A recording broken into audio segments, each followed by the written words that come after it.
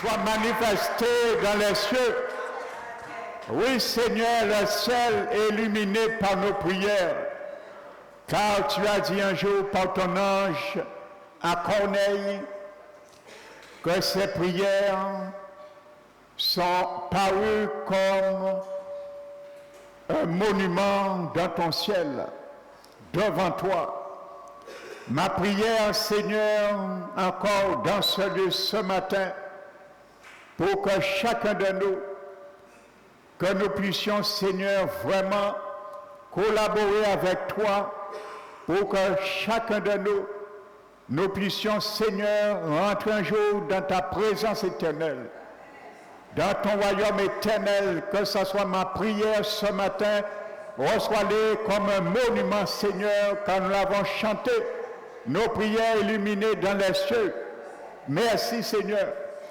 Nous t'élevons, nous te magnifions et nous invoquons ton Saint-Nom encore ce matin dans ce lieu, afin de briser tout aiguillon, tout joug de l'ennemi qui voudrait s'opposer ce matin à ta parole. Nous les écrasons, les aiguillons d'opposition au nom de Jésus. Merci, Seigneur, pour la grâce que tu nous fais ce matin encore, de nous réunir dans cette communauté fraternelle, que vraiment, Seigneur, ta chaleur de ton amour nous unit les uns des autres, Seigneur, et que cette connexion se fasse ressentir dans le cœur de chacun de nous, à cause de la présence de ton esprit au milieu de nous. Merci, Seigneur, car c'est suivi encore.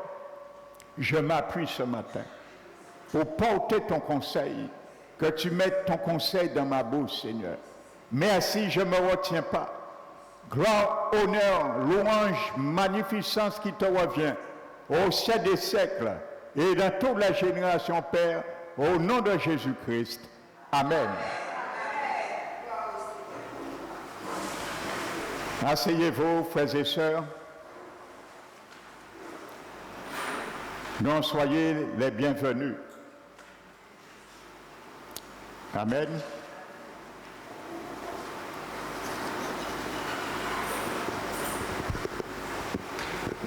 Donc, je vous salue fraternellement, frères et sœurs. Ce matin, je ne vous dirai pas, soyez les bienvenus, car vous savez très bien que vous êtes des bienvenus dans la maison de l'Éternel. Amen. Donc, je vais continuer ce matin sans m'attarder sur où nous étions arrêtés. Amen. Et que Jésus nous disait que nous devons demeurer en lui, mais aussi dans sa parole. Amen. Donc, en guise de rappel, de rafraîchissement, donc, demeurer dans la parole de Dieu équivaut demeurer en Jésus-Christ. Et nous avons vu, c'est le même mot, le même verbe grec qui a été employé pour demeurer dans le cep et demeurer dans la parole, c'est le mot même mot. Amen. Donc il n'y a pas d'autre équation possible. Alléluia. Donc je disais, je le redis, si tu ne demeures pas, si je ne demeure pas dans la parole de Dieu, je ne demeure pas en Christ non plus. L'un ne va pas sans l'autre. Amen. Et je m'étais arrêté sur l'épître de l'apôtre Jacques, le chapitre 1 et le verset 25. Amen. Qui disait que nous ne devons pas nous borner seulement à écouter la parole, mais à les mettre en pratique. Alléluia. Et il a dit, celui qui va plonger. Vous savez, je bénis le Seigneur ce matin pour les chants qui ont été sélectionnés. Parce que ça concorde parfaitement au message de ce matin. Particulièrement toi parmi les 4 chants. Alléluia. Donc ça veut dire l'Esprit vraiment, il veut vraiment parler. Donc, il dit, celui qui va plonger les regards dans la loi parfaite, la loi de la liberté, en persévérant, n'étant pas un auditeur oublieux, mais se mettant en œuvre, celui-là sera heureux dans ses activités. Je veux ce matin que celui-là soit toi. Je veux que ce matin, celui-là soit moi. Alléluia. Il sera heureux dans ses activités. Alléluia. Donc, le mot qui est traduit dans ce verset également, pour persévérer, en persévérant, c'est le même mot, même mot. Et je vous avais donné dimanche plusieurs définitions de ce mot. Il est employé là aussi. Amen. Donc ça veut dire rester, séjourner, maintenir, vivre dans une résidence, résider et persévérer. Donc l'apôtre Jacques nous le dit pareillement. Il nous dit que celui qui reste dans la parole, dans le miroir, amen, celui qui séjourne dans le miroir, celui qui se maintient dans ce miroir, qui réside dans ce miroir, qui vit dans ce miroir, qui persévère dans ce miroir. Alléluia. N'étant pas un auditeur oublieux, mais se mettant en œuvre, alléluia, sera heureux dans ses activités. Amen. Vous savez, le mot œuvre qui est là, c'est le mot ergon. Cela veut dire ce que chacun entreprend de faire. Alléluia. Donc ça veut dire la parole me montre, j'ai quelque chose à entreprendre dans ma vie. Cela veut dire ce que chacun entreprend de faire.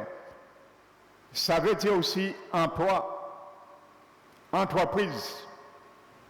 Donc la parole de Dieu, les œuvres de la parole de Dieu me poussent et me met dans une entreprise. Des œuvres que je dois faire. Je dois entreprendre. Alléluia. Donc ça veut dire, ça sonne comme la Bible dit. Ce n'est pas écouter seulement, mais nous engager à entreprendre, à faire quelque chose que nous demande ce miroir. Alléluia. Parce que si je regarde mon visage dans un miroir naturel, je vois qu'il y a des choses dans mon visage. Par exemple, mon visage, le miroir va me dire, tu ne t'es pas lavé ce matin encore. Donc je sais tout de suite, je dois entreprendre à faire quelque chose que le miroir m'a montré. Donc qu'est-ce que j'irai faire? Me laver. Je n'irai pas faire autre chose. Parce qu'elle ne m'a pas montré autre chose. Alléluia. Donc si le miroir me montre quelque chose dans mon visage, je sais, il m'invite et il m'incite à entreprendre quelque chose qu'elle me demande de faire. Donc je sais qu'est-ce que je dois faire. Je dois aller peut-être voir un docteur pour lui dire que j'ai peut-être quelque chose dans mon visage. Je ne vais pas donner d'épithète. Alléluia. Donc vous comprenez, le mot œuvre. Alléluia. Et Jésus employait ce même mot grec, ergon, ailleurs. Et nous allons le voir. Alléluia. Parce que nous allons parler ce matin particulièrement de regard. Alléluia. Dieu veut oindre tes yeux ce matin. L'Éternel veut oindre mes yeux spirituels ce matin. Afin pour bien voir. Ce nous devons voir dans le miroir. Parce qu'il est dit, celui qui va plonger ses regards dans la loi de la liberté. Frères et sœurs. Amen. Alléluia. Vous savez, dans l'évangile de Jean, le chapitre 9, nous avons vu Matthieu 21, dimanche dernier. Je vous disais que Jésus veut faire beaucoup de choses parfois dans nos vies. Il veut faire beaucoup de choses dans ma vie parfois. Mais malheureusement, il ne peut pas, il ne trouve pas à le faire parce que nous sommes attachés parfois. Et j'ai pris cet exemple-là. N'oubliez pas, l'ânesse que Jésus a envoyée détachée, et il a dit, j'en ai besoin. Et il a dit, si quelqu'un te demande, vous demande pourquoi, dites-lui, le Seigneur en a besoin. Et il avait dit, aussitôt, on lui a posé cette question, ils ont répondu, le Seigneur en a besoin. Il avait dit, la personne, aussitôt, elle laissa aller. Amen. Ça, c'est très important, mon frère, ma soeur. À quel moment l'ennemi va te laisser aller? À quel moment l'ennemi va lâcher prise sur toi, sur moi? Quand tu vas leur démontrer que Jésus a besoin de toi. Alléluia. Quand nous allons démontrer à l'ennemi que Jésus a besoin de nous, il va nous laisser aller. La Bible dit aussitôt, il a laissé aller. Parce qu'il a dit, le Seigneur a besoin d'elle, l'ânesse. Mais ce n'est pas une ânesse aujourd'hui. Le Seigneur a besoin, il a besoin de toi et moi. Parce qu'il veut travailler avec toi et moi. Et il veut que je travaille pour lui dans ce monde. Il veut que tu travailles pour lui dans ce monde. Alléluia. Donc lorsque l'ennemi essaie de t'empêcher, mon frère, ma soeur, de laisser Jésus faire les œuvres en toi, dis-lui, le Seigneur, démontre-lui par ta vie que le Seigneur a vraiment besoin de toi. Alléluia.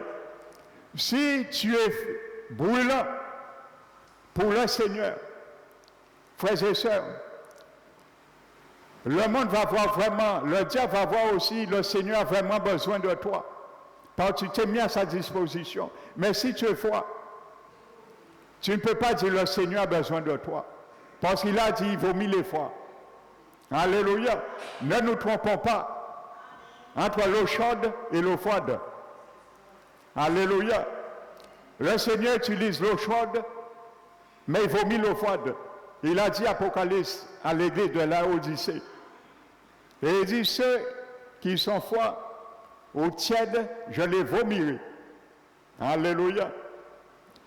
Donc je disais dans Jean 9, la Bible nous dit qu'à un moment donné, il y a un homme, un démoniaque aveugle de naissance. Et Jésus vient. Les disciples sont choqués. Et les disciples demandent à Jésus, mais qui a péché? Est-ce que c'est l'homme ou ses parents? Jésus ne se préoccupe pas qui a péché. Amen. Donc, Jésus dit, ce n'est pas savoir qui a péché. Mais cela est arrivé afin que les œuvres de Dieu soient manifestes en lui. Alléluia. Le mot œuvre là, c'est le même mot que Jacques employait, le mot ergon. Amen. Donc, voyez, la parole de Dieu nous invite à faire quelque chose, une démarche pour faire quelque chose. Mais le Seigneur aussi, pareillement, il a une démarche à faire pour faire aussi quelque chose dans ma vie. C'est le même mot grec qui est employé là aussi, ergon. Il a dit afin que les œuvres de Dieu soient manifestées. Quelle œuvre qui doit se manifester? Eh bien, d'ouvrir les yeux des aveugles. Alléluia. Car Jésus dit après que moi, je dois faire les œuvres de celui qui m'a envoyé. Amen.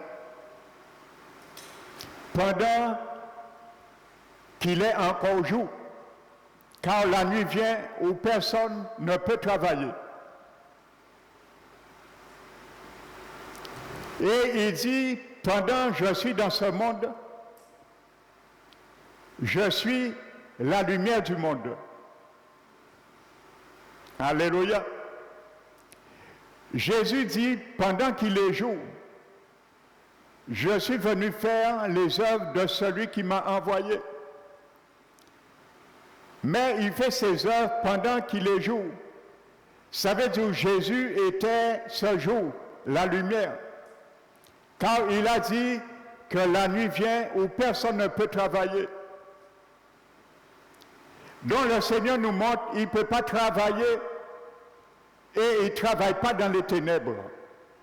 Parce qu'il est le jour, il est la lumière. Et pendant que la lumière est là, le jour, il peut travailler, il peut faire les œuvres de celui qui l'a envoyé. Amen. Mais lorsqu'il sort, c'est la nuit. Et la nuit vient que personne ne peut travailler. Donc Jésus montre que s'il n'est pas là, si Jésus n'est pas dans une situation dans ta vie, dans ma vie, d'un homme, dans ce monde, c'est les ténèbres. Alléluia.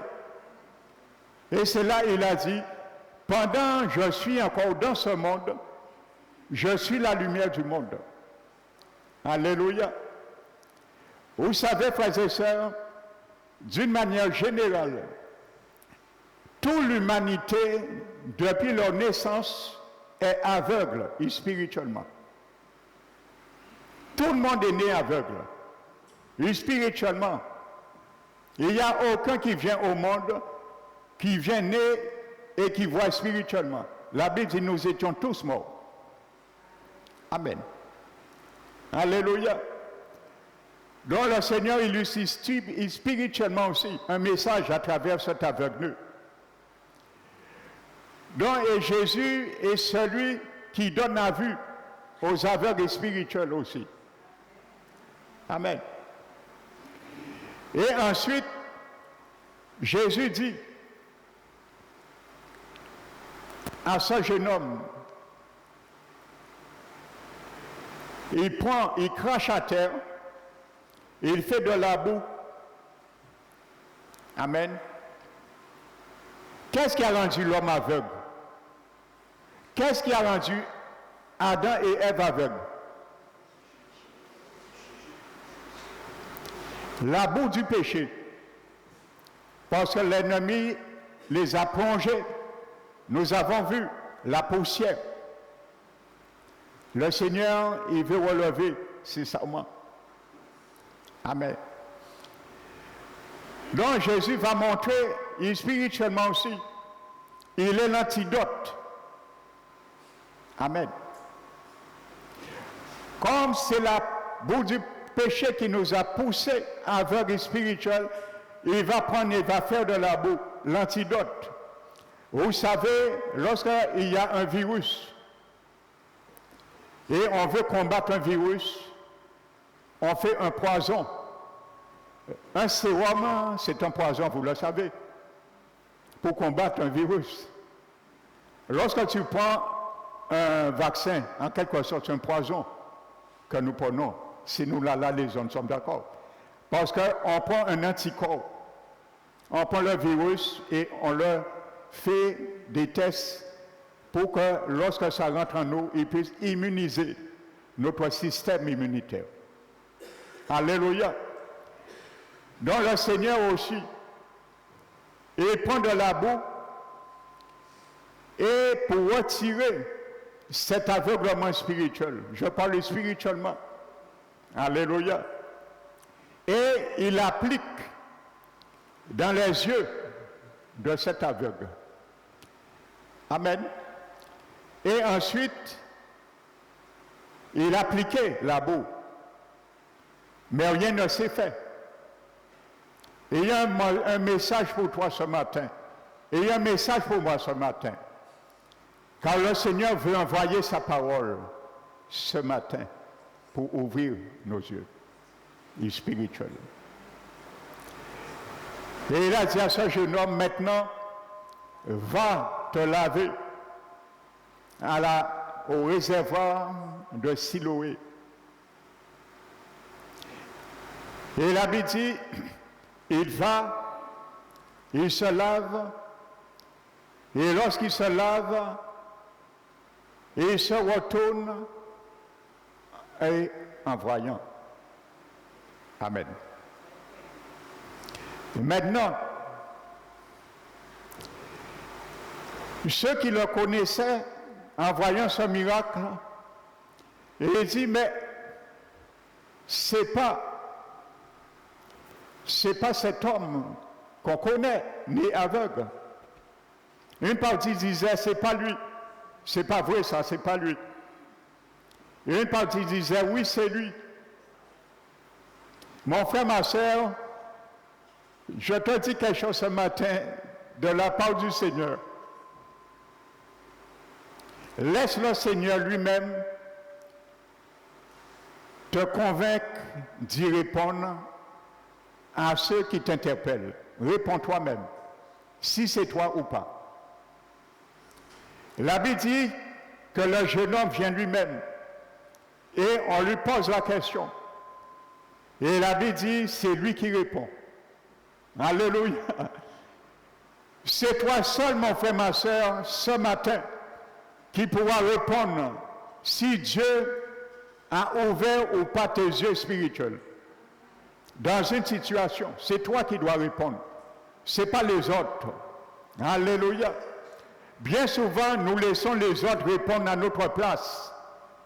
Certains disaient c'est lui, d'autres disaient c'est pas lui, mais là dit c'est moi. Oui, c'est bien moi. Et qu'est-ce qu'il dit?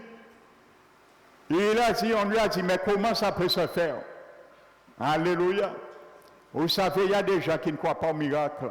Ils sont obligés de raisonner comme ça. Mais moi, ce matin, je parle spirituellement. Alléluia.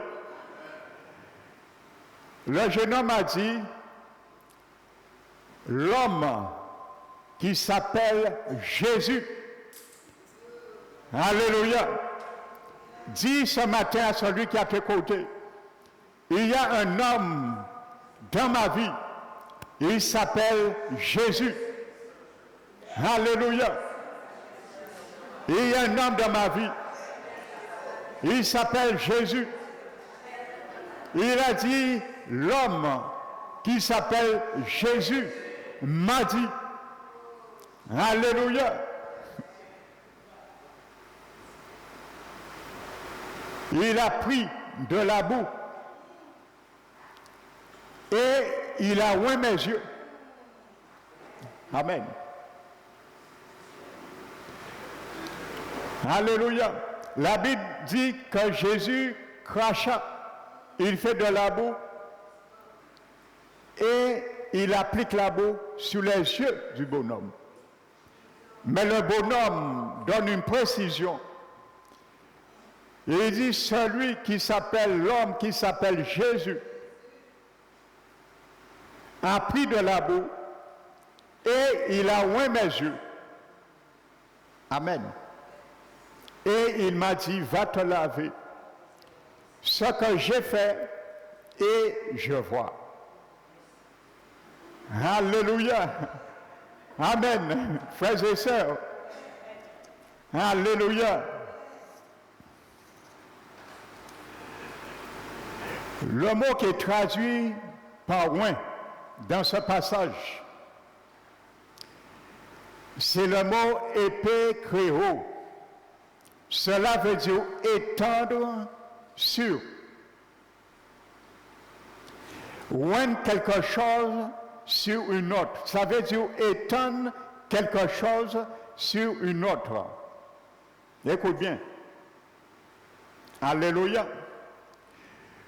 Il y a des situations dans nos vies. N'oubliez pas, nous sommes toujours dans le bateau. Hein? Nous ne sommes pas encore sortis. Nous sommes toujours en navigation. Alléluia.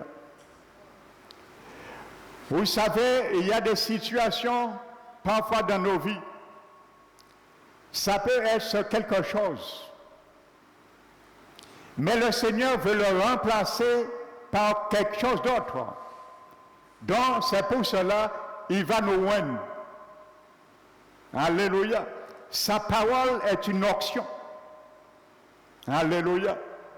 L'apôtre Jean a dit, dans, je crois, la deuxième épître de 1 Jean, il a dit, vous avez tous l'onction. Vous n'avez pas besoin que quelqu'un vous enseigne. L'onction elle-même vous enseigne toutes choses. Alléluia. L'onction nous enseigne. La parole de Dieu est une onction. Elle est ointe. Parce qu'elle est de Jésus et Jésus lui-même est la parole. Elle nous enseigne toutes choses. Alléluia.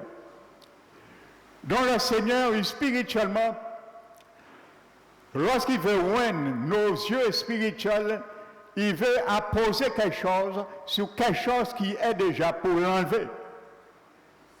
Alléluia. Et si l'homogique de ce mot, c'est le mot kra-om-ahé. Ça veut dire recevoir, frères et sœurs. On utilisait ce mot. Écoute bien ce matin. On utilisait ce mot pour dire quelqu'un qui recevait un prêt. Recevoir un prêt. Quand tu vas à la banque, on te donne un prêt. Alléluia.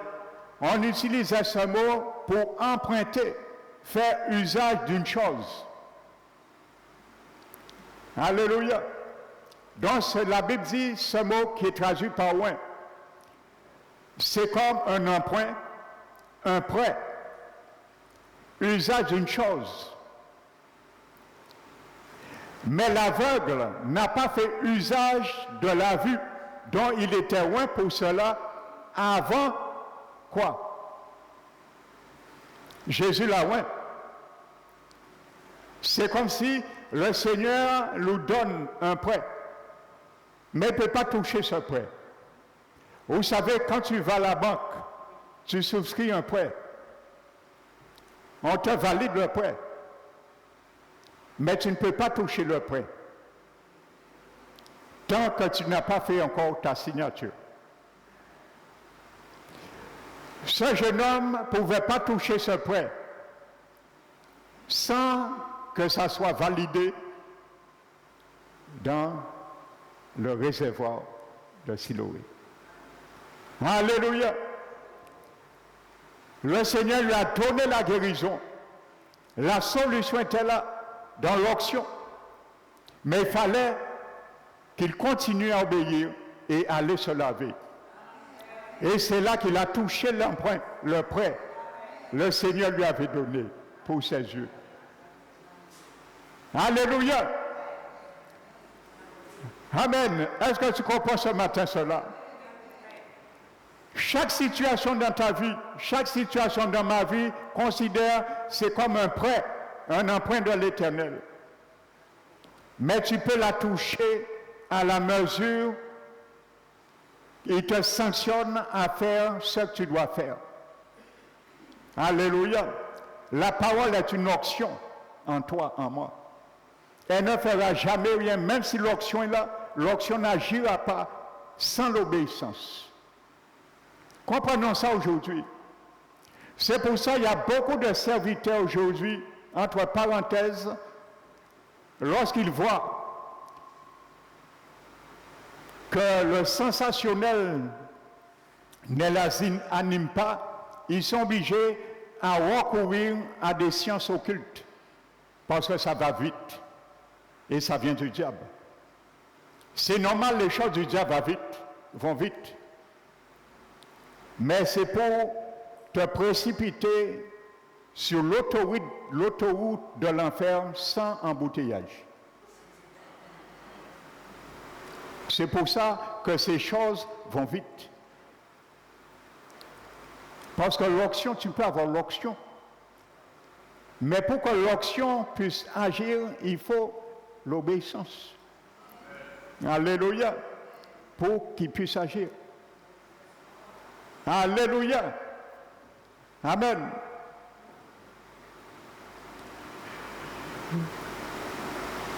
Donc, frère et sœurs, recevoir un prêt, on utilisait cela. Emprunter, faire usage d'une chose. Alléluia. Il fallait qu'il aille se plonger dans le réservoir de Siloé. Je viens tout à l'heure sur le réservoir de Siloé. Amen. Et c'est à ce moment que ses yeux se sont ouverts. Ou du moins, il a eu 2 yeux du ciel. Parce que c'est un miracle physique. Mais là, nous parlons de miracle spirituel, des yeux spirituels. Alléluia. Pour quand il y a la tempête, parfois, c'est parce que Dieu, le Seigneur, veut ouvrir nos yeux spirituels. C'est une réalité pour que nous le sachions et nous le voyions. Amen. La Bible dit qu'il se retourne et il voit. Amen. Dans le verset 7, le verbe s'en retourna, c'est le mot erkum ahe. Cela veut dire arriver d'un lieu vers un autre. Alléluia. Nous avons vu ces ointes mettre quelque chose, étendre quelque chose sur quelque chose d'autre, par quelque chose d'autre. Amen. Et la Bible dit, s'en retournant, arriver d'un lieu vers un autre, utilisé pour les arrivants. Le Seigneur veut, mon frère, ma soeur, que tu arrives dans une destination. Il nous ouvre les yeux pour que nous puissions y arriver dans une destination. Parfois, nous sommes dans des stations d'arrêt. Frères et sœurs, nous sommes dans des stations d'arrêt parfois. Et nous stagnons là. Et nous, pourtant, nous sommes loin par le Seigneur. Mais l'onction n'agit pas. Pourquoi? Parce qu'il y a une désobéissance. Et nous sommes dans une station d'arrêt. La Bible dit, il s'en retourna. Ça veut dire, ce mot grec veut dire, arriver d'un lieu vers un autre, utilisé pour les arrivants. Ça veut dire, la Bible nous dit qu'il est arrivé dans un lieu, dans un état, frères et sœurs. Alléluia.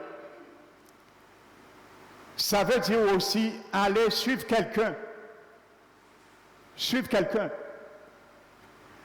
Donc le Seigneur nous ouvre les yeux spirituels afin de nous aider à suivre Jésus de plus près. Frères et sœurs. Alléluia. Suivre quelqu'un.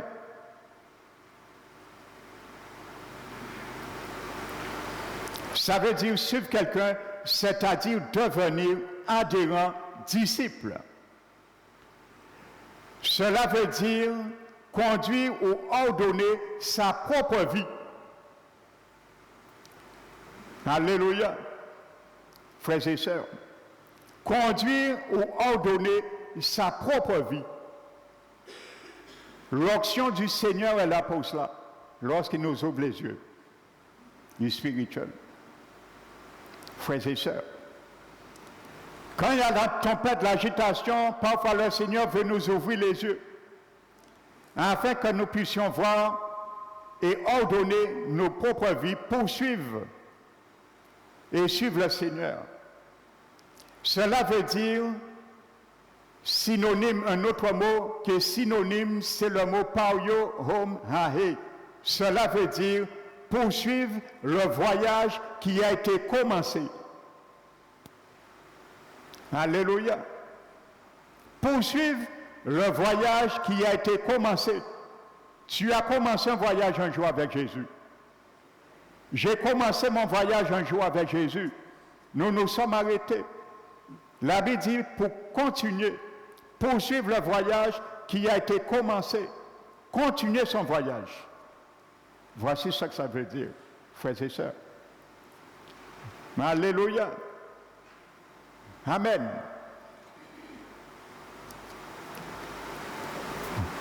Alléluia. Amen. L'onction est là. L'onction n'agit pas sans l'obéissance. Et vous savez, l'ennemi de notre âme, il le sait très bien. Il nous donne une référence par la bouche de Salomon dans Ecclésiaste, je crois le chapitre 10 ou le chapitre 12, verset qui me vient. Il dit, les mouches mortes infectent et font fermenter l'huile du parfumeur. De quelle huile il parle? Il parle de l'onction que parle Exode, je crois 40. Quand Dieu avait dit à Moïse de fabriquer une onction composée avec l'huile pure d'olive et 4 aromates. Et il dit, tu feras cela, cette onction composée selon l'art du bon parfumeur. Donc c'est une onction. Donc Salomon parle bien de l'onction de Dieu. Mais il dit parfois le diable va pervertir cette onction, soit en nous ou dans des serviteurs. Et c'est pour ça qu'il dit les mouches mortes. Parce que n'oubliez pas, Salomon a goûté tout. Salomon a touché tout ce qui existait. Il a touché à l'occultisme. Parce qu'il s'est marié, il avait 700 femmes et 300 concubines, 1000 madames, païennes. Donc forcément, ces femmes l'ont initié dans la sorcellerie. Parce que Salomon parle de cordon argent. Pourquoi il parle de ça? Parlez à un sorcier de cordon argent. Il va vous expliquer qu'est-ce que ça veut dire.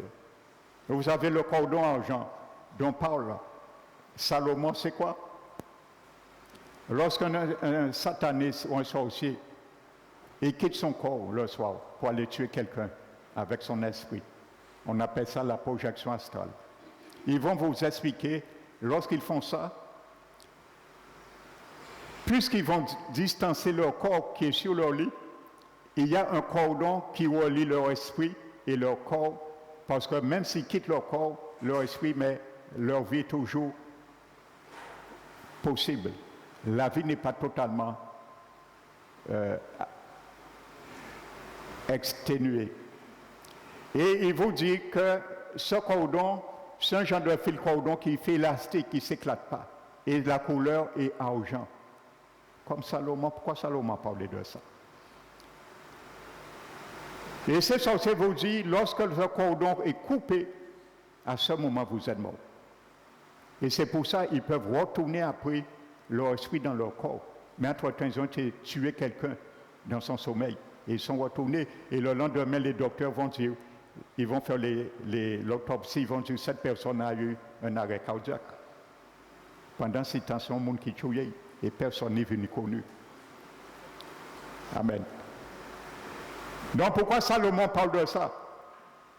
Probablement, il a été initié dans ça. Il a essayé ça aussi. Il a essayé toutes choses. Mais en conclusion, dans ces jours, il a dit tout cela a été vanité par vanité. Je ferme la parenthèse. Donc, Salomon dit que les mouches mortes, de quelles mouches mortes il parle? Vous savez, Belzébul en hébreu, on a traité un jour Jésus de chasser un démon au nom de Belzébul. Belzébul, c'est un mot hébreu qui veut dire Seigneur des mouches. Et ces mouches, ce sont les démons, parce que le diable, c'est le Seigneur des mouches. Donc, comprenons bien quelque chose. L'onction peut agir, mais il va attendre ton obéissance. Et le diable va pervertir parfois l'onction qui est sur nos vies. Et c'est ce que Salomon dit. Fermente et infecte la vraie onction. Infecte. Il fait frôlater comme du lait. Périmer. Il cherche à périmer l'onction, nous. Frôlater. Infecter. Et il dit un peu de folie remplace la sagesse de Dieu. Alléluia. Donc je disais, le psaume 107 nous dit, en parlant de son peuple, le Seigneur dit,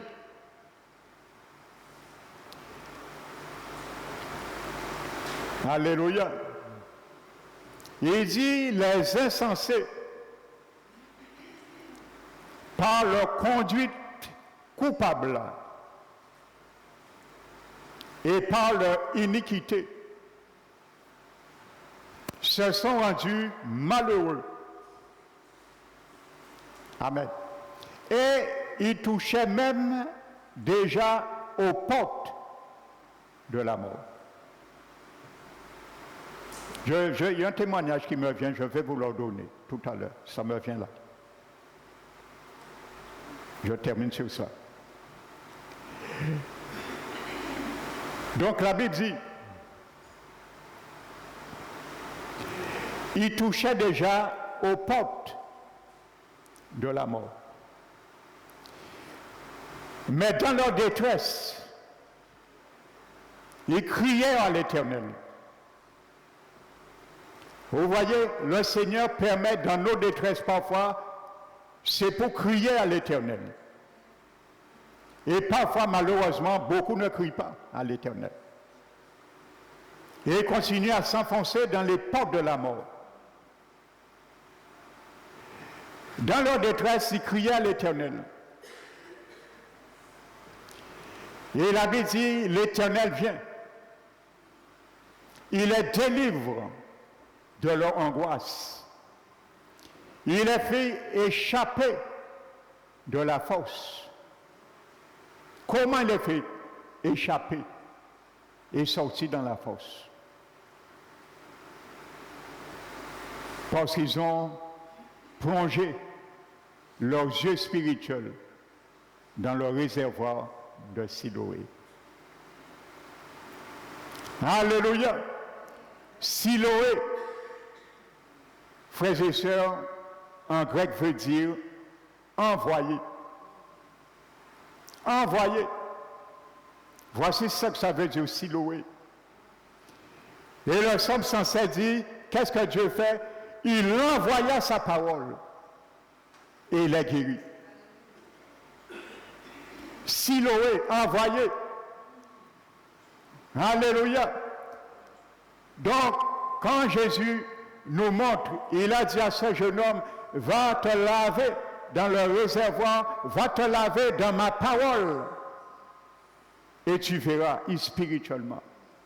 Il envoya sa parole, le même mot, Siloé, envoyé, et il est guéri. Amen. Donc, pour que tu sois guéri, je sois guéri spirituellement d'un aveuglement quelconque, Il faut laisser mes yeux spirituels tremper.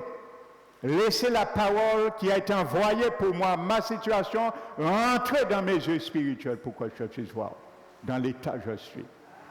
Il envoya sa parole et il est guéri. Envoyé. Siloé veut dire envoyé en grec. Alléluia. Mon frère, ma soeur, suivi une situation difficile, récurrente, pénible, la solution est là ce matin. Reçois cette ordonnance ce matin. Quand je reçois cette ordonnance, alléluia, la parole a été envoyée pour toi. Laisse tes yeux spirituels tremper dans cette parole, laver dans cette parole, et tu verras la solution. Alléluia. Parce que le Seigneur va oindre tes yeux spirituels pour les ouvrir dans la situation. L'option là, mais elle n'agira pas sans l'obéissance. L'obéissance, c'est quoi? Trempe tes yeux spirituels dans la parole de Dieu, le miroir. C'est le réservoir de Siloé pour moi et toi. La parole de Dieu.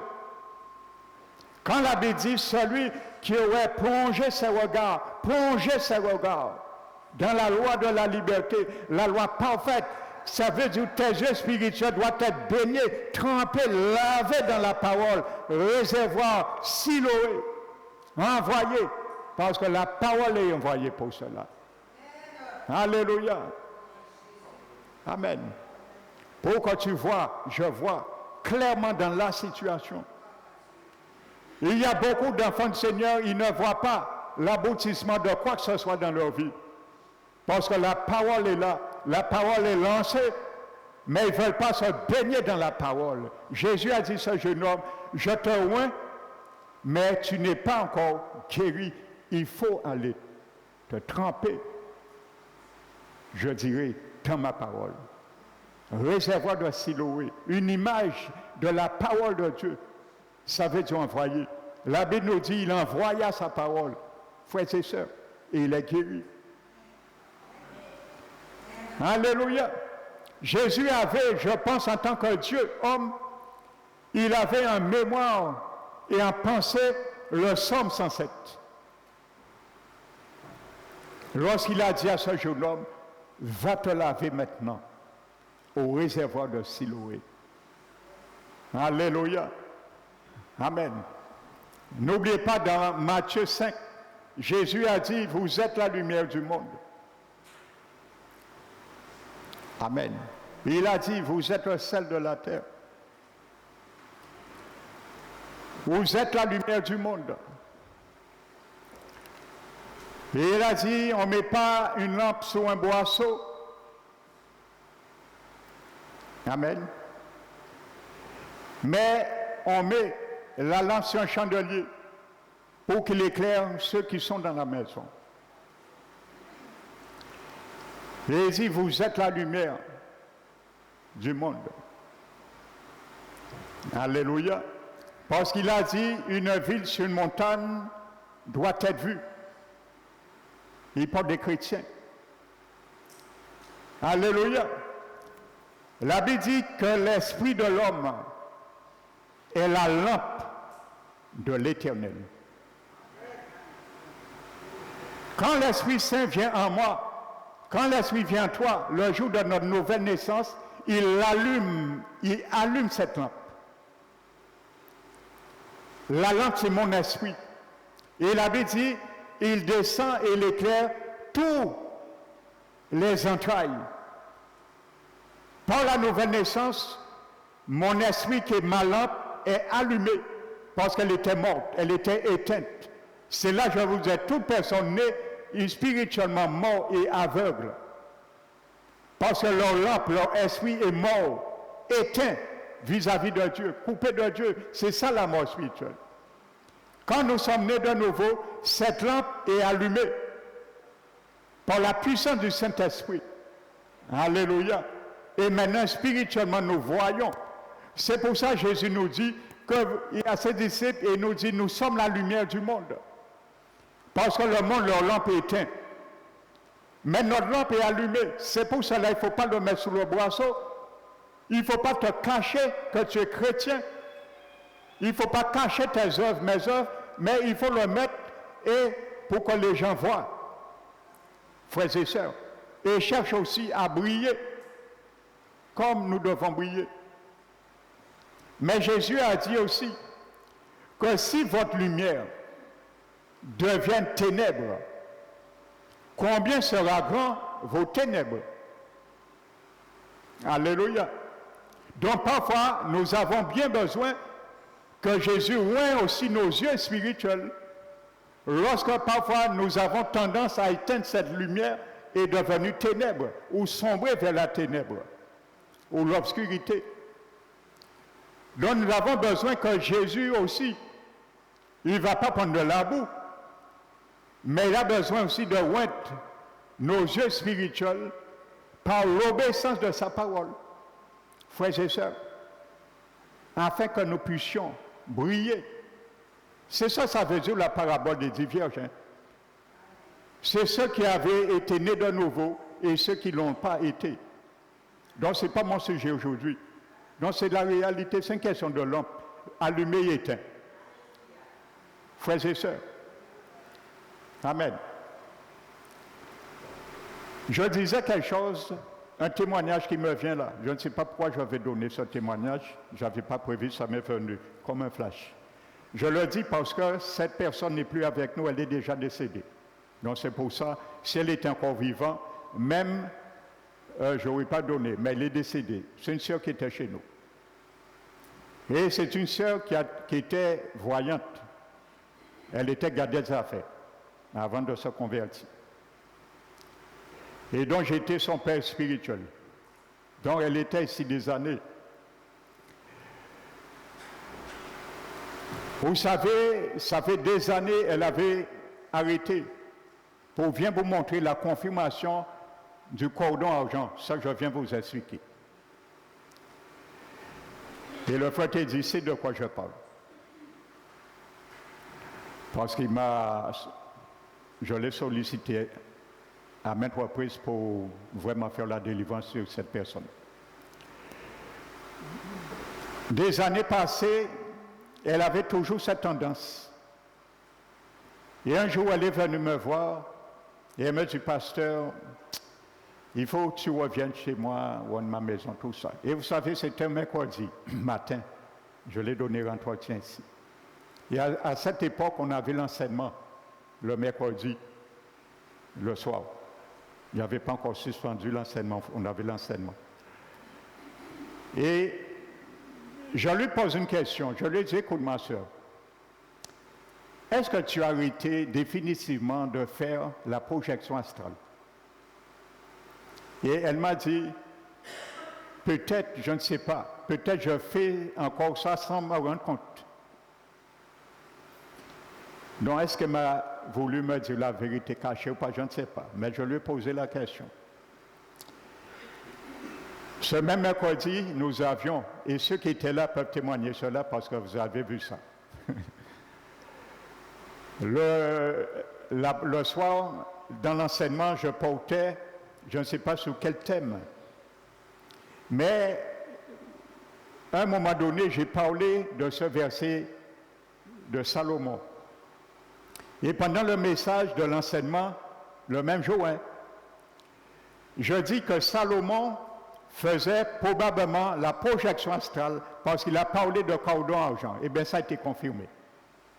Eh bien, la sœur, elle a été propulsée sur sa chaise et elle s'est mise à tourner, à crier, et Jésus a fait dire le frère Loison de s'en occuper et de partir. Même enfermé dans la cuisine, sa voix, les cris de ces démons qui l'habitaient ont été enregistrés dans la vidéo. C'est pour vous montrer comment ces démons criaient. Ça a été confirmé, frères et sœurs. Ça veut dire qu'elle faisait peut-être encore la projection astrale. Mais elle est décédée. Donc c'est pour ça que j'ai donné ce témoignage. Je suis sage. Si elle était vivante, je ne me serais jamais permis. Amen. Donc c'est pour ça que je profite de le dire, pour vous faire comprendre, quand Salomon dit que le diable peut pervertir l'onction qui est sur nous, il peut le faire.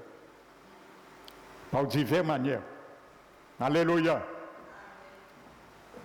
Alors ne laissons pas l'ennemi prendre ce que Dieu nous a donné, frères et sœurs, et ce qu'il veut faire avec nous. Amen. Donc, quand Jésus a dit, les œuvres, je le disais, les œuvres de mon Père, c'est le même mot grec que Jésus employé par Ergon de Jacques. Alléluia. Et je vous ai expliqué qu'est-ce que ça veut dire, ce mot. Amen. Donc, en agissant ainsi, Jacques nous dit, nous ne serons pas des auditeurs oublieux. Vous savez, frères et sœurs, la meilleure façon d'apprendre un apprenti, ce n'est pas lui montrer seulement. Moi, j'ai travaillé beaucoup avec beaucoup de stagiaires. Je les explique et parfois je les laisse faire. Amen. C'est les expliquer, mais la meilleure façon de savoir qu'ils ont compris, et pour eux, il faut les laisser faire parfois. Amen. Donc ceux qui ont des ouvriers, je suis certain, ils sont d'accord avec moi. Pas vrai, mon frère? Amen. Mon frère aussi. Fabrice, parce que les patrons, ils sont patrons, donc ils savent. Donc c'est pour ça, à ce moment, parce que si on nous explique et on n'apprend pas à manier la pratique, trop tard on va oublier. Mais si on a pratiqué, c'est plus difficile d'oublier. Amen. Et c'est pour ça l'apôtre Jacques dit, persévérant, n'étant pas un auditeur oublieux. Donc la meilleure façon de ne pas être un auditeur oublieux, c'est quoi? C'est pratiquer. Soyons des pratiquants. Alléluia, de la parole. Comme ça, nous n'allons pas oublier. Il y a beaucoup d'enseignements, j'ai donné ici des années. Aujourd'hui, la plupart des gens oublient ces messages. Pourquoi? Parce qu'ils ne pratiquent pas. Ils ont oublié déjà, ils ne pratiquent pas.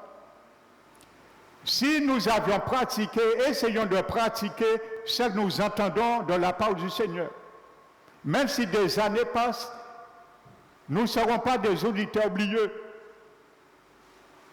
Ça veut dire, combien de fois j'ai déjà dit de ne pas insulter ton frère et ta soeur, par exemple.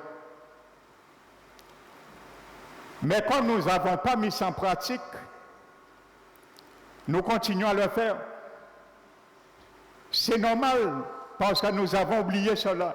Mais si nous avions l'habitude de nous maîtriser et de ne pas insulter, nous ne serons pas des auditeurs oublieux parce que nous allons dire à chaque fois, nous allons nous rappeler, nous avons passé cette pratique. Et ainsi de suite. Prenons tout ce que nous voulons, frères et sœurs. Et c'est pour cela, le Seigneur me conduit périodiquement de revenir sur des sujets. Par exemple, il m'a mis à cœur parce que cela m'a été demandé par certains de revenir. Est-ce que je peux redonner un message, l'enseignement que j'avais donné, ça fait 2 fois des années sur la dîme. J'ai dit, je vais lui refaire ce message encore une 3e fois. Peut-être certains n'ont pas bien compris. Je vais le refaire. Frères et sœurs. Alléluia. Pour bien montrer cela. Certains n'ont pas bien saisi. Et vous savez, aujourd'hui, c'est le précepte qui est le plus combattu dans les églises aujourd'hui. C'est pour ça le titre de ce message, je le donne déjà. Je ne sais pas quand je vais le donner. Je donnais comme titre la dîme au banc, mis au banc des accusés. C'est ça le titre. La dîme au banc des accusés. Par aujourd'hui, on condamne la dîme. Certains. Donc, la dîme au banc des accusés. Et nous allons voir que dit la parole. S'il est condamné à ne jamais pratiquer ou pas, la parole va justifier elle-même. Donc, c'est le titre. Je donne déjà le titre. Donc, voici un exemple. Parce qu'il y a beaucoup de controverses dans cela, et c'est malheureux de le dire. Ce sont des hommes de Dieu même qui combattent cette œuvre, qui font des combats de coq entre eux, dans des télévisions publiques, chrétiennes. C'est honteux. Ils amènent 4 serviteurs dans un studio et ils se font des combats de coq. Coq. T'as la pour, t'as la contre. Quelle image nous donnons au peuple de Dieu? Frères et sœurs, c'est un commandement qui doit aller naturellement du cœur. Alléluia. Et nous allons bien comprendre cela. Je vais encore rentrer plus en profondeur sur ce message. Pour bien faire comprendre, il y avait 2 types de sacerdoce. Et lorsque nous allons comprendre ça, frères et sœurs, voyez, l'Esprit me conduit, je n'avais pas prévu de cela. Pour bien comprendre, avant de fermer cette page, vous allez bien comprendre, la Bible parle de 2 types de sacerdoce. Et une fois que nous allons comprendre ça, ce sera clair. Un sacerdoce lévitique qui a existé et un sacerdoce éternel qui existe. Amen. Alléluia. Le sacerdoce lévitique était pour une nation qui était Israël. Amen. Mais le sacerdoce éternel, selon l'ordre de Melchisédek, Jésus-Christ, est éternel. Frères et sœurs, et universel. Il ne s'applique pas à une nation, Israël, ethnique, mais il s'applique à toutes les nations. C'est là que vous allez voir. Quand vous allez comprendre ça, ce sera clair. Alléluia. Donc Jésus ne prélève pas la dîme sur les Juifs seulement, parce que le sacerdoce aaronique est annulé en 70.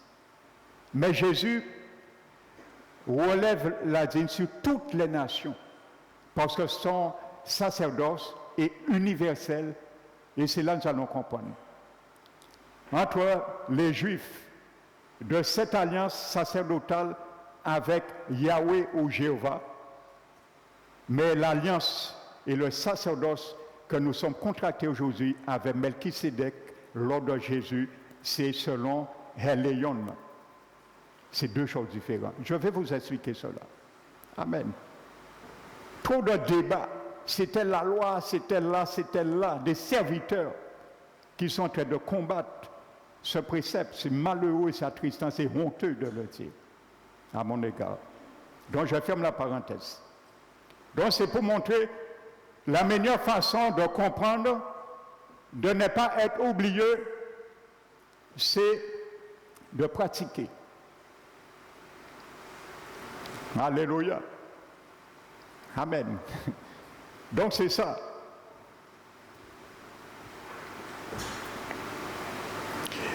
Donc l'apôtre Jacques nous exhorte à ne pas faire de même avec le miroir de la parole de Dieu. Si nous sommes si prompts à oublier ce que dit la parole de notre identité en Christ, c'est notamment parce que nous avons un autre miroir. C'est un ou l'autre. Si je n'ai pas le miroir de Dieu, c'est parce que j'ai un autre miroir. Si je ne regarde pas dans le miroir de Dieu, c'est parce que je regarde dans un autre miroir. Amen. Et ce miroir, vous savez, les psychologues l'appellent un nom. Alléluia. Je vous dis bien, je n'ai rien contre les psychologues. De toute façon, la psychologie vient du mot grec psyché. Psyché. Psyché veut dire l'âme en grec. Et la psychologie a été implanté à travers ce mot grec psyché, qui veut dire l'âme, et la psychologie veut dire étude de ce qui concerne l'âme. C'est ça la psychologie veut dire. Donc les psychologues, j'ai rien contre eux, ils étudient les fonctions et les réactions selon l'âme d'un individu, d'un patient. C'est ça la psychologie. Mais la plus grande psychologie, le plus grand psychologue, c'est qui? La parole de Dieu. La parole de Dieu. Parce qu'elle est instruite, toute parole est inspirée pour nous instruire, nous corriger, nous convaincre et nous convaincre. Tout cela se passe dans l'âme. Donc c'est le plus grand psychologue, la parole de Dieu. Alléluia. Les psychologues appellent le miroir du moi. Et c'est important de faire le contraste entre la parole de Dieu et cela. Donc nous avons tous une image de nous-mêmes selon ce que nous avons, que nous ont envoyé les événements que nous vivons et les paroles que nous entendons. Bien souvent, ça fait de nous une image de ce que nous voyons et ce que nous entendons de nous. Alléluia. Donc si ces événements sont suffisamment fréquents ou si ces paroles proviennent des personnes qui comptent pour nous, ils finissent par former l'image que nous avons de nous-mêmes. Des études psychologiques montrent qu'à l'âge de 5 ans, ça c'est des études psychologiques qui le démontrent. Un enfant de 5 ans s'est forgé une opinion relativement précise à son sujet. À 5 ans. Ces mêmes études révèlent que l'estime de soi n'est pas étroitement liée à la position sociale, l'arrière-plan professionnel de la famille, l'éducation ou quelques combinaisons de ces 3 facteurs. Un jeune enfant trouve son image personnelle dans le reflet qui lui renvoie son entourage proche, essentiellement ses parents. Par exemple, des camarades de classe se sont peut-être moqués de nous parce que nous étions gros.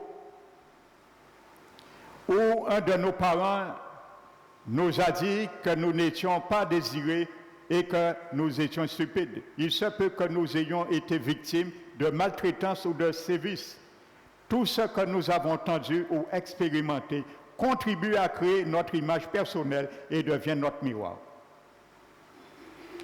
Donc ces croyances finissent par nous contrôler, qu'elles soient vraies ou non. Donc laissons-nous pareillement contrôler par la parole de Dieu. Il en est même pour la parole de Dieu. Elle a la nourriture de Dieu pour notre âme.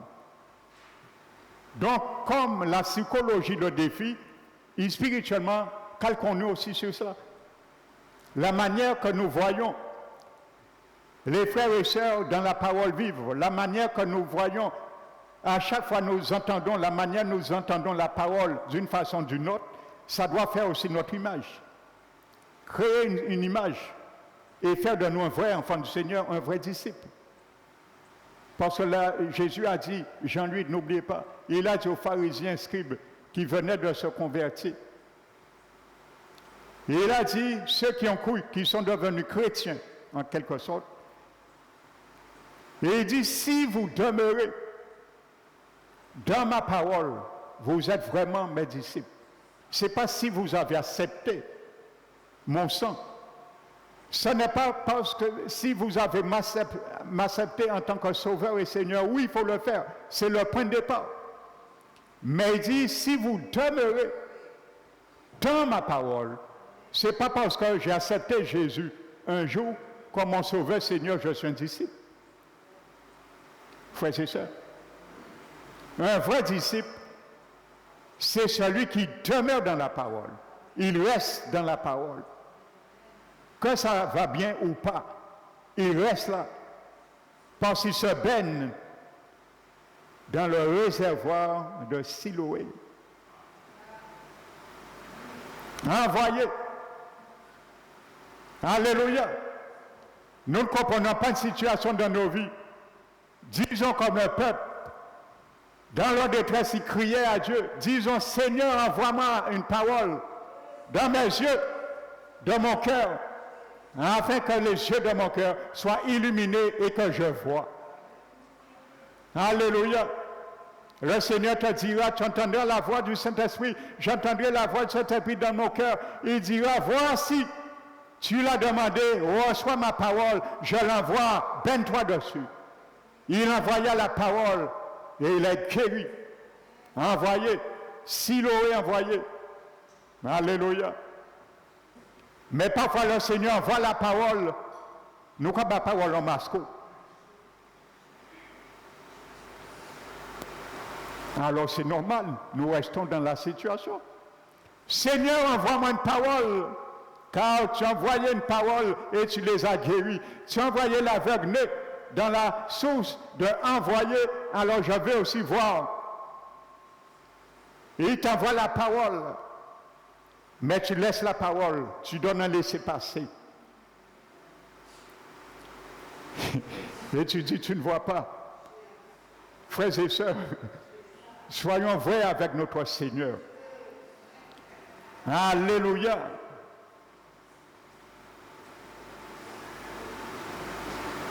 C'est exactement ça qu'il faut faire, ça je vous ai décrit, frères et sœurs. Cherchez des versets en rapport avec nos situations. Et une fois, nous allons nous mettre à les ruminer, les mémoriser, les proclamer, s'il faut à haute voix. Alléluia. Appliquons-nous à cette discipline, frères et sœurs. Appliquons-nous à cette discipline.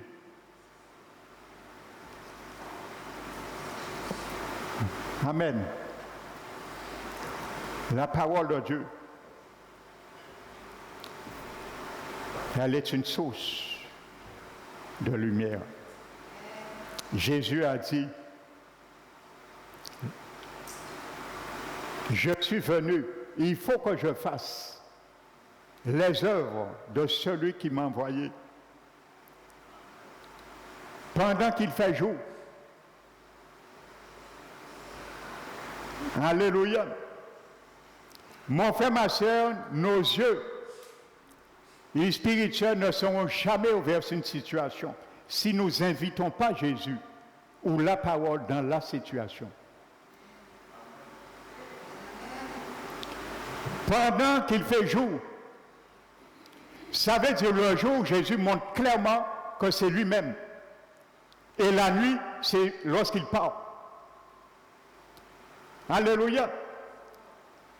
Donc pendant que Jésus est dans la situation, traite avec Jésus, pendant qu'il fait jour, quand je traite avec Jésus. Parce qu'il se retire dans la situation, c'est la nuit, et la nuit vient, personne ne peut travailler. Jésus nous montre clairement, mon frère, ma soeur, si tu veux rester dans les ténèbres, je ne peux rien faire pour toi. Le jour vient, la nuit vient, où personne ne peut travailler, lui-même ne peut pas travailler. Dans la nuit.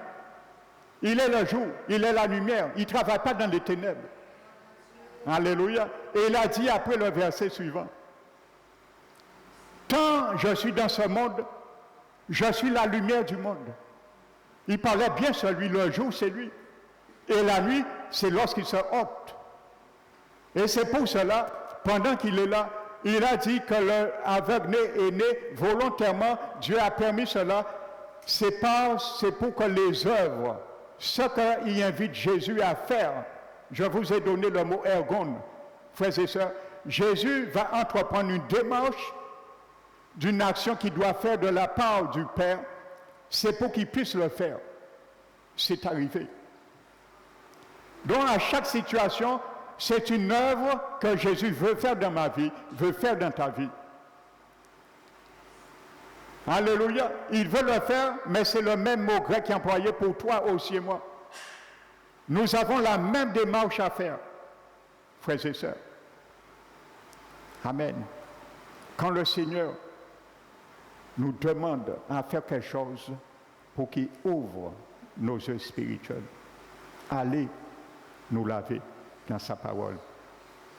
La parole de Dieu est une eau, mon frère, ma soeur. Une eau qui censure, qui sanctionne. l'aveuglement. C'est pour ça que Jésus n'a pas d'autre moyen. Il a dit dans Éphésiens 5, il lave l'Église, son corps, avec l'eau de la parole. L'eau de sa parole. Il y a deux manières que Jésus nous lave. Par le sang et par la parole. Deux manières. Amen. Lorsque nous avons péché, nous avons reconnu nos fautes, nous venons demander, confesser nos péchés, il est juste et fidèle pour nous pardonner et nous purifier de toute iniquité. Ça, c'est le sang qui le fait. Le sang nous lave. Amen. Ça, c'est l'eau du sang. Mais l'eau de la parole, il va nous garder purifiés. Frères et sœurs, pour que nous ne puissions pas encore retomber dans ce même péché, dans ce même penchant.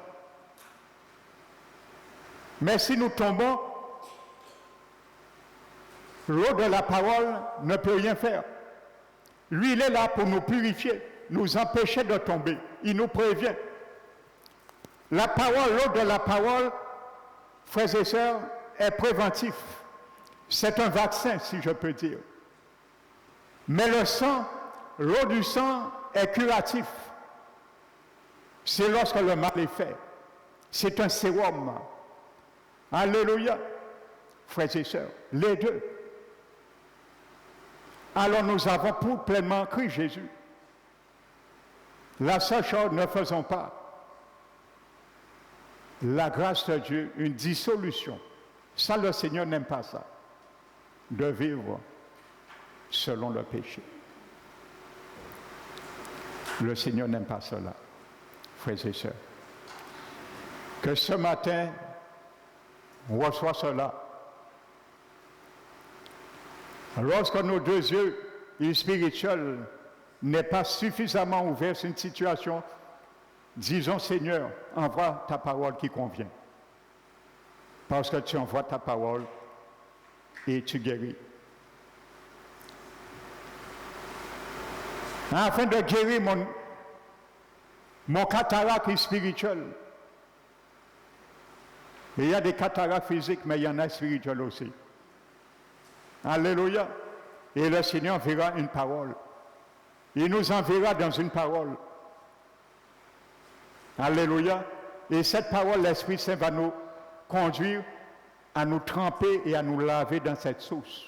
La source de Siloé envoyée. Que le Seigneur te bénisse ce matin. Que le Seigneur me bénisse ce matin sur cette parole. Au nom de Jésus. Amen. Nous allons glorifier notre Seigneur.